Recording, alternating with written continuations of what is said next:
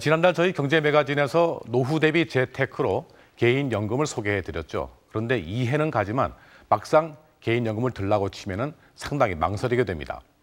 나중에 과연 얼마나 타게 되는지, 또 화폐 가치가 많이 떨어지면은 오히려 손해가 아닌지, 차라리 펀드나 적금에 드는 게 더 나은 게 아닌지 이리저리 저울질을 하게 될 텐데요. 그래서 경제매거진엠이 같은 기간에 같은 금액으로 개인연금과 펀드, 적금에 들었을 경우에 어떤 상품이 가장 효과적인지 알아봤습니다.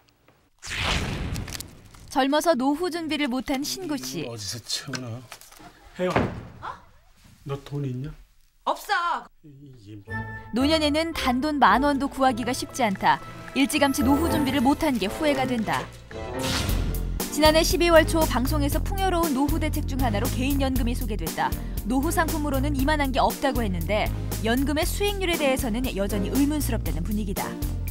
노후를 대비한 연금보다는 당장 이제 수익률을 많이 낼 수 있는 펀드를 아무래도 선호하는 편인 것 같아요. 비 받는 게 물가 연동비해 가지고 이렇게 과연 그렇게 소용이 있겠나 싶기도 하고. 안정적인 만큼 수익률도 적절할까?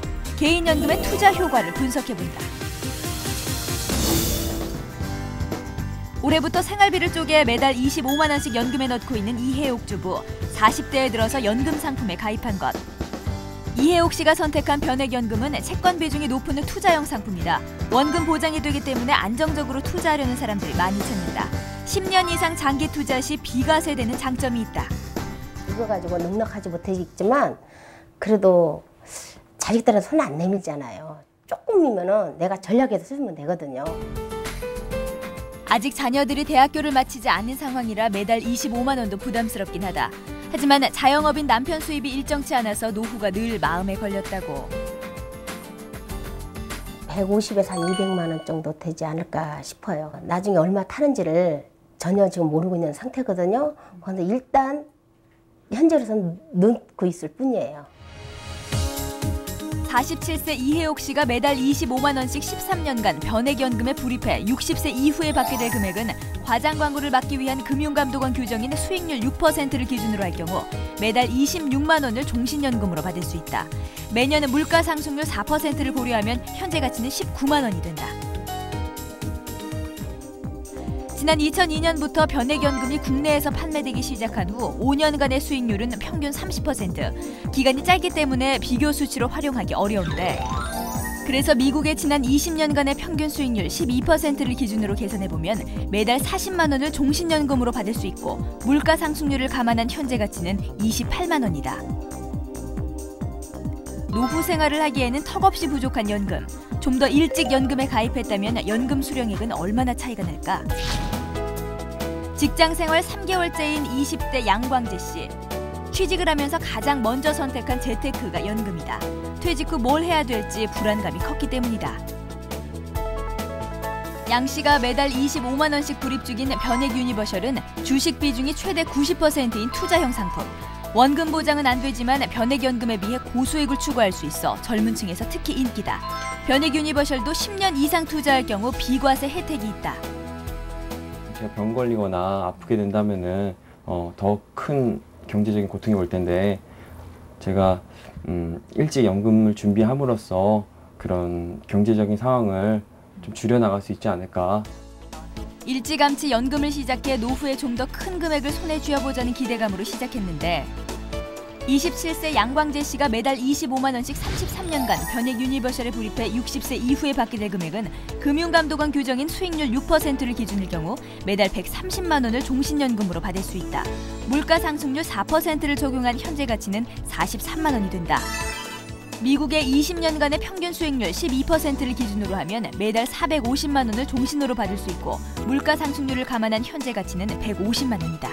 30년, 40년 흘러서 그때 가서 화폐 가치가 떨어진다면은 그런 문제점에 대한 불안감이 있는 건 사실이죠. 근데 그것마저 준비하지 않는다면은 앞으로 노후 생활을 어떻게 보내야 할지 더 고민해야 될 것 같아서 연금보험이 저는 최선의 선택이라고 생각하고 있어요.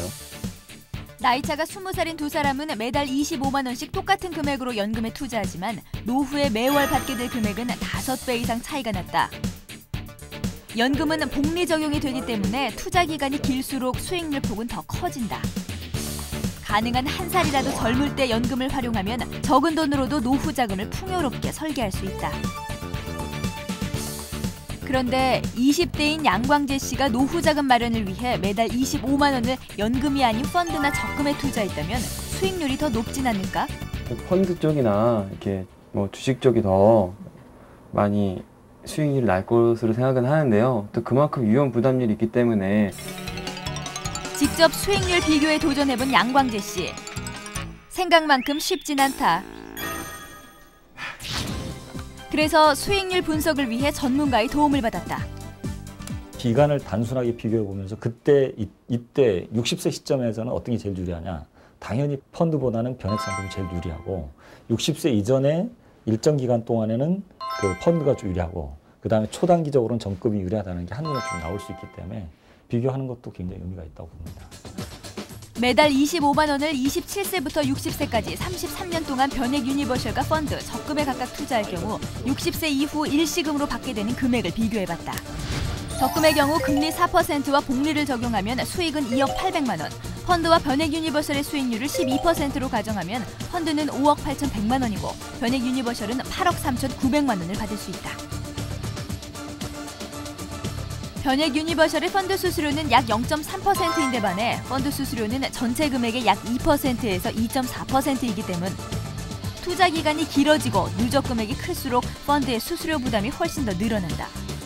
변액 상품은 회사마다 사업비가 조금씩 다른데 그 한 보험사의 사업비를 기준으로 계산해 보니까 13년 정도가 지나면 그 시점부터 변액 상품이 펀드보다 유리해지는 것으로 나타나고 있습니다. 변액 유니버셜의 경우 펀드에 비해 수수료가 낮은 대신 보험 사업비 부담이 있다. 10년간은 금액이 커 보이지만 그 후로는 3분의 1로 떨어져 부담이 줄어들게 된다.